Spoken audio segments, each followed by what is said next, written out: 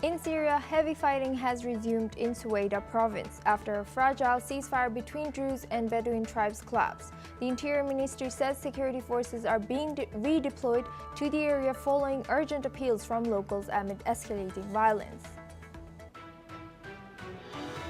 The Russian Defense Ministry claims its air defenses has destroyed 73 Ukrainian drones overnight, including 3 targeting Moscow, with 31 intercepted over the Bryansk region near the Ukrainian border. Moscow Mayor Sergei Sobyanin reported no casualties or damage as emergency services examined fallen drone debris. U.S. Republicans have now approved President Donald Trump's plan to slash $9 billion in funding for foreign aid and public broadcasting, framing it as a move to prioritize American interests, while the lawmakers vowed that this was only the beginning of broader spending cuts. Meanwhile, President Trump has threatened to sue the Wall Street Journal, News Corp, and Rupert Murdoch over a report claiming he wrote a sexually suggestive letter to Jeffrey Epstein in 2003. According to media reports, Trump denounced the story as fake and defamatory on his Truth Social amid growing scrutiny of his past ties to the late sex offender.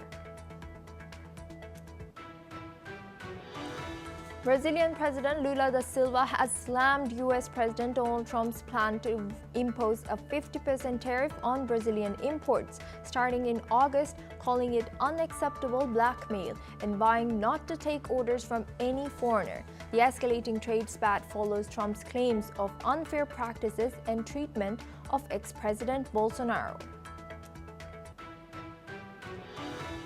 Taiwan will not provoke confrontation with China and does not seek conflict, Taiwanese Vice President Hsiao B-Kim said while condemning Beijing's aggressive military posturing as counterproductive.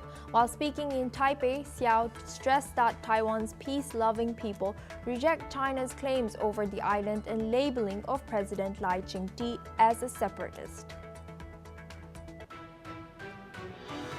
Torrential rains have pounded South Korea for a third straight day, forcing over 5,000 people into shelters and killing at least 4, according to the local safety ministry, as President Lee Jae-myung urges stronger disaster prevention efforts.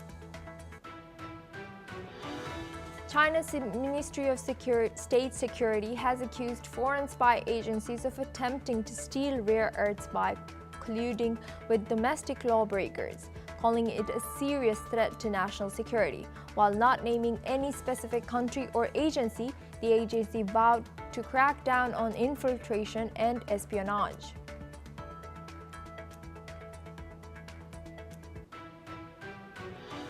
In Syria, fresh clashes have erupted